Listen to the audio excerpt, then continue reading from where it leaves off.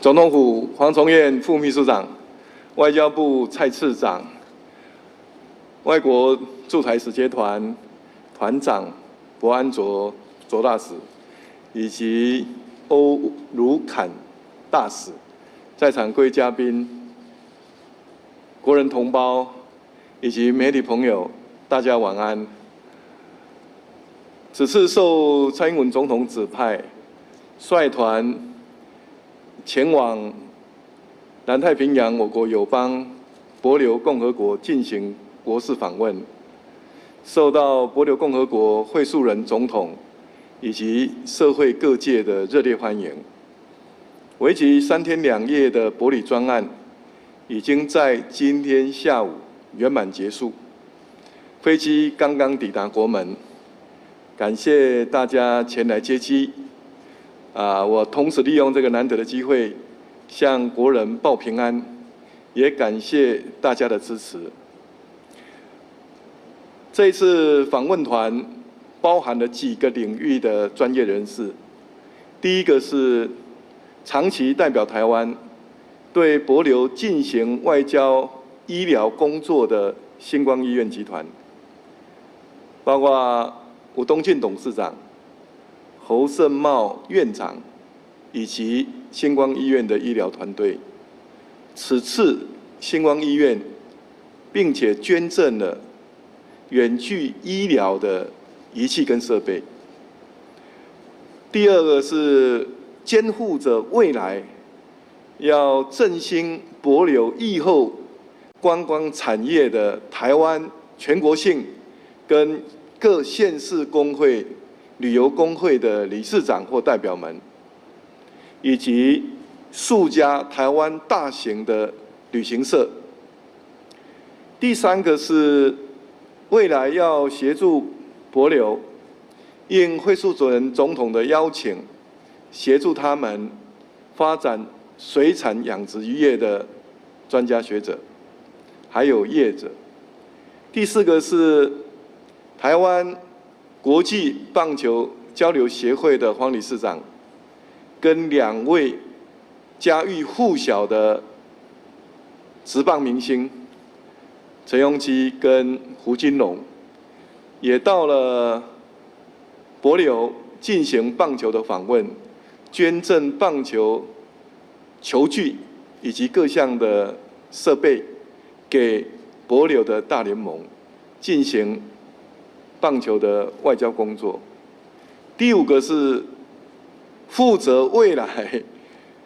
回到国内之后要进一步行销帛琉的网络的意见领袖，以及电台的负责人，还有这一次参与访问的工作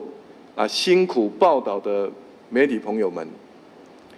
也因为这个访问团有不同领域的专业人士，大家分工合作，全力以赴，完成的各项的工作，深深获得帛琉共和国会述人总统的肯定。会述人总统公开宣称，台湾已经带给了帛琉新的希望，同时也肯定此次的访问的成果。他公开赞扬访问团打了一支满贯的全垒打 ，Grand Slam。当我把记者辛辛苦苦报道的这个新闻，由外交部同仁连夜汇集成册的采访花絮送给会述人总统的时候，他更高兴地说，不仅仅是满贯全垒打，是满贯全垒打再加1分啊！由此可见，他对这次的访问的欢迎跟感谢。那我深信，台帛2国透过这一次的访问，在连结方面势必会更加的深化，未来的合作也会更加的广。对于帛琉未来的观光产业的振兴，大家有信心，一定可以逐步达到会述人总统的要求的目标。最后，我也想要利用这个机会，向国人同胞介绍帛琉共和国。帛琉真是一个美丽的国家。帛琉在国际上，它有一个美丽的称誉，就是纯净的天堂。到了帛琉，它的天空又高又远，白云苍狗，变化莫测，还有一望无际的天际线啊。它的海水是有不同层次的湛蓝，上面又点缀着一颗又一颗如绿宝石一般的岛屿，自然景观非常的漂亮。在帛琉，你空气是绝对清新，欢迎你的风是绝对舒适。在帛琉看不到红绿灯，在帛琉也没有垃圾桶，到处都干干净净的。帛琉的水下的景观啊，更是令人赞叹，有水母，有珊瑚，有车鳍贝。一般的车鳍贝在台湾看到都很小，在帛琉的车鳍贝可以长到这么大。车鳍贝的寿命可以有100岁以上的寿命，这个在台湾或其他的国家是很少看到的。帛琉的海水异常清澈，眼睛就可以看得到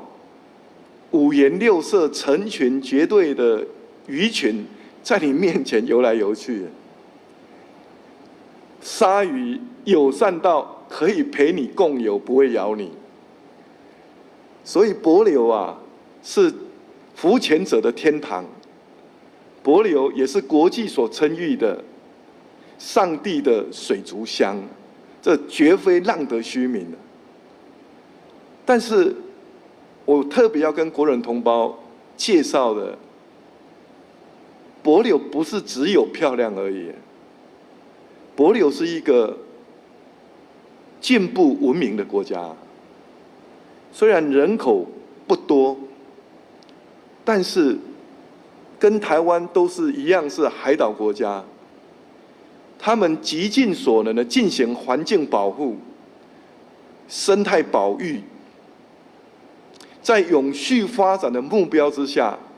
妥善的运用海洋资源。第二个，帛琉也积极的在因应气候变迁。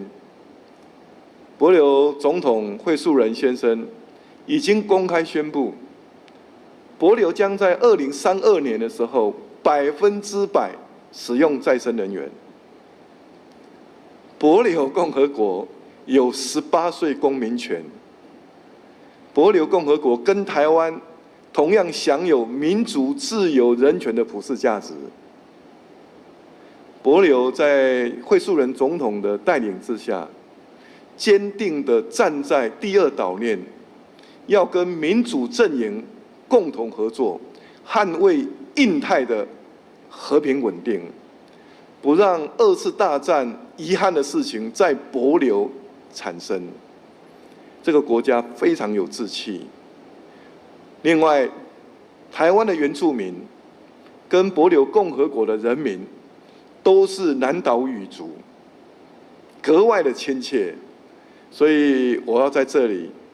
跟全国的父老乡亲进一步的介绍帛琉共和国的点点滴滴之外，也欢迎也敬请我国人民啊，所有的国人同胞都能够拨空前往帛琉参观这一个了不起的国家，不仅美丽，而且文明又进步，而且非常有志气。我这一次参访啊，固然是要完成蔡英文总统交付的使命，但是我是深受感动。这个国家，我们值得，我们国人应该去给他参观访问，给予帛琉共和国更多的支持，让帛琉跟台湾2国的邦谊更加的稳固，彼此之间人民的感情也能够更加的深厚。好，谢谢大家，谢谢。